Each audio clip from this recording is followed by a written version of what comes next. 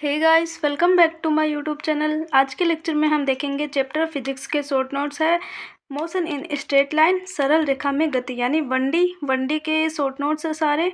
Let's we start. First है दूरी या फिर डिस्टेंस। प्रारंभिक और अंतिम स्थिति के बीच की जो लंबाई है उसे दूरी कहा जाता है। अदिश राशि होती है, ऋणात्मक नहीं हो सकती और ना ही ये घट सकती है। सेकंड पे है विस्थापन। विस्थापन को कहा जाता है डिस्प्लेसमेंट। प्रारंभिक और अंतिम स्थिति के बीच की जो न्यूनतम दूरी होती है उसे ही विस्थापन कहा जाता है। यानी एक टाइप से ये जो दूरी है यही विस्थापन है, लेकिन न्यूनतम दूरी विस्थापन होती है। सदिश राशि है। दिशा कहाँ पे होगी? प्रारंभिक स्थिति से अंतिम स्थिति की ओर इसकी दिशा होती है। ऋणात्मक और शून्य हो सकती है। देन कुछ कंडीशंस है यहाँ पे कि दूरी बराबर होता है विस्थापन का परिमाण। ये इम्पोर्टेंट है तीनों ही। और दूरी है वो बड़ी होती है विस्थापन के परिमाण से, या फिर लगभग बराबर भी हो सकती है। दूरी बटा विस्थापन, इनका परिमाण लगभग यहाँ पे या फिर बराबर इसके 1 के बराबर हो सकता है। देन यहाँ पे आती है चाल या फिर स्पीड। दूरी के अंदर परिवर्तन की दर को ही चाल कहते हैं। तो चाल बराबर हो गया दूरी बटा समय। मात्रक मीटर पर सेकंड हो गया, या फिर किलोमीटर पर हावर भी लिख सकते हैं। चाल एक अदिश राशि है। अगर हम किलोमीटर पर हावर से इसको मीटर पर सेकंड में बदलेंगे तो 5/18 से गुणा कर देंगे। अगर मीटर पर सेकंड को वापस किलोमीटर पर हावर में चेंज करेंगे तो इसे 18/5 से गुणा कर देंगे। देन यहाँ पे है वेग, वेलोसिटी यानी विस्थापन में परिवर्तन की दर। विस्थापन में जो परिवर्तन होता है किस दर से होता है उसे वेग कहते हैं। फॉर्मूला हो गया वेग बराबर विस्थापन बटा समय। मात्रक है मीटर पर सेकंड या फिर किलोमीटर पर हावर। सदिश राशि होती है, इसकी दिशा वो होती है जो कि विस्थापन की दिशा होगी। विस्थापन की दिशा क्या होगी? प्रारंभिक स्थिति से अंतिम स्थिति की ओर। और यहाँ पे फिर होता है कि चाल है। चाल यहाँ पे बड़ी होती है वेग के परिमाण से, या फिर बराबर भी ये हो सकती है। औसत चाल क्या होती है? औसत चाल होती है यहाँ पे वी एवरेज। औसत चाल होती है एवरेज स्पीड। तो यहाँ पे एवरेज स्पीड, यहाँ पे औसत चाल क्या होगी? कुल दूरी बटा कुल समय, यानी del x upon del t. मात्रक हो गया मीटर पर सेकंड, किलोमीटर पर हावर।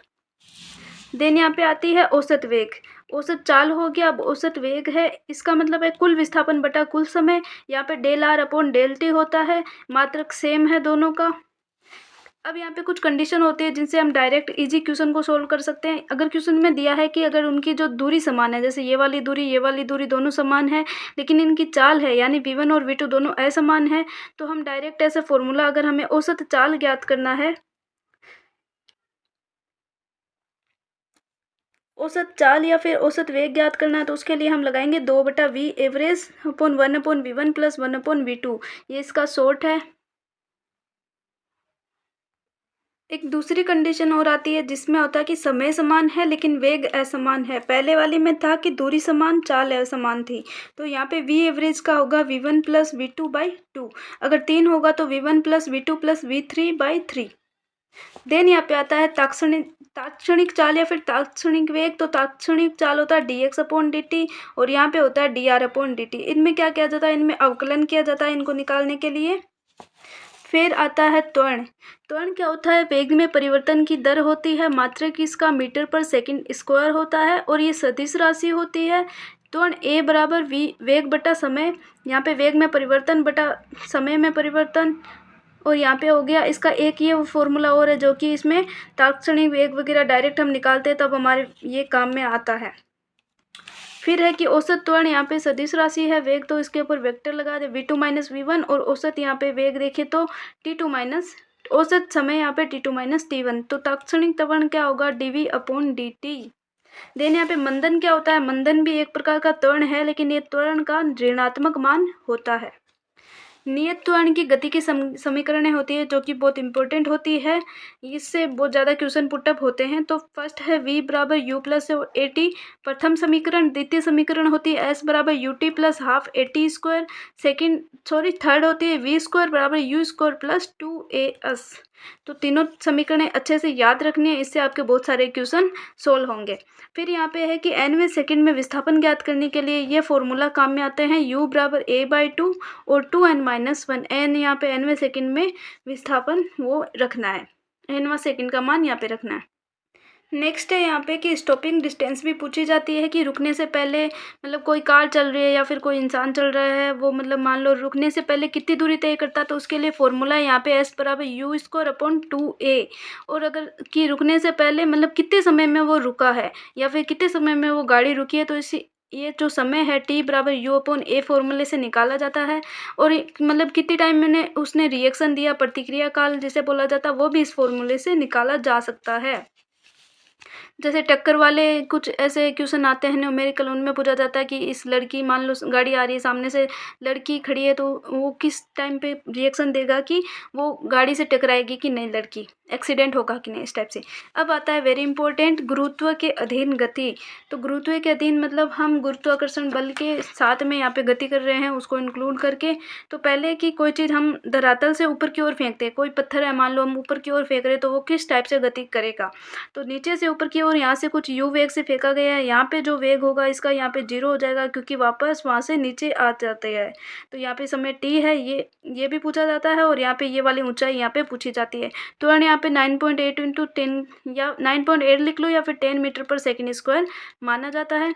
और यहाँ पे ऊपर जो मान होंगे उनको पॉजिटिव मानेंगे, नीचे वाले सबको नेगेटिव मानेंगे। अधिकतम ऊंचाई ज्ञात करने के लिए सूत्र है हमारे पास h बराबर you square upon 2g।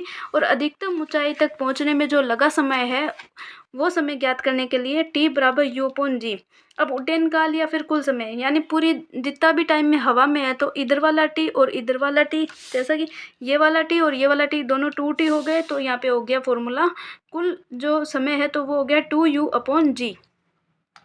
Then यहाँ पे ये कंडीशन है कि अधिकतम ऊंचाई और अधिकतम समय भी पूछा जाता है, तो हमें सीधा याद रख सकते हैं, जिससे कि हमारे बहुत सारे क्वेश्चन सोल्व हो जाएंगे और टाइम बचेगा। जैसे कि 10 मीटर पर सेकंड से अगर हम किसी भी पत्थर को फेंक रहे हैं, किसी वस्तु को, तो वो यहाँ पे 1 सेकंड के अंदर 5 मीटर यहाँ पे ऊंचाई पर जाएगा। और यहाँ पे 20 मीटर पर सेकंड से फेंक रहे हैं, तो वो 2 सेकंड में यहाँ पे 2 सेकंड में 20 मीटर तक जाएगा। यहाँ पे तीन सेकंड में 30 मीटर पर सेकंड से फेंक रहे हैं, तो वो 45 मीटर जाएगा। 40 मीटर पर सेकंड से फेंक रहे हैं, तो वो 4 सेकंड के अंदर 80 मीटर जाएगा। और अगर 50 मीटर पर सेकंड की वेग से हम फेंक रहे हैं उसको, तो वो 5 सेकंड में 125 मीटर ऊंचाई तक जाएगा। तो ये आपको याद रखने हैं, इनसे आपके बहुत सारे क्वेश्चन सोल्व करने में हेल्प मिलेगी, सीधा आंसर आएगा। देन यहाँ पे है कि अभी तो ऊपर फेंका था, नीचे से ऊपर की ओर, अब वापस ऊपर से नीचे की ओर कोई वस्तु फेंकी जा रही है या फिर ऊपर से गिर रही है, तो उसके लिए क्या होगा, ऊपर वाला वो तो 0 हो जाएगा। हाइट हमें कोई ऐसे पूछी जाती है, हाइट उसमें नहीं पूछा जाता, इसमें वेग पूछा जाता है कि किस वेग से नीचे आके गिरेगी, यहाँ पे क्या वेग होगा और कितने समय में पहुँचेगी। तो ये फॉर्मूला होगा v बराबर √2gh, और समय यहाँ पे हो गया √2h अपॉन g।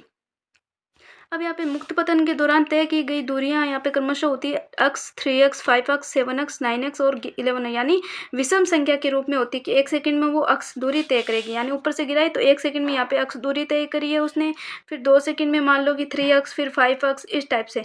तो यहाँ पे जैसे कोई पानी का वो नल होता है, वो खुला छूट जाता है, तो फिर या फिर बहुत खुला रहता है, तो उसकी एक एक बूंद गिरती रहती है। जो 4 नंबर बूंद है वो गिरने वाली और पहली वाली यहाँ पे, तो इनके बीच की दूरियां ज्ञात करने के लिए भी ये वाला काम में लिया जाता है, x, 3x ये सब। तो 1 सेकंड पे वो x दूरी करेगी और 2 सेकंड पे वो 3x, तो यहाँ पे हाइट भी हम निकाल सकते हैं। ओके, तो हो गया कंप्लीट ये। Okay, bye, take care.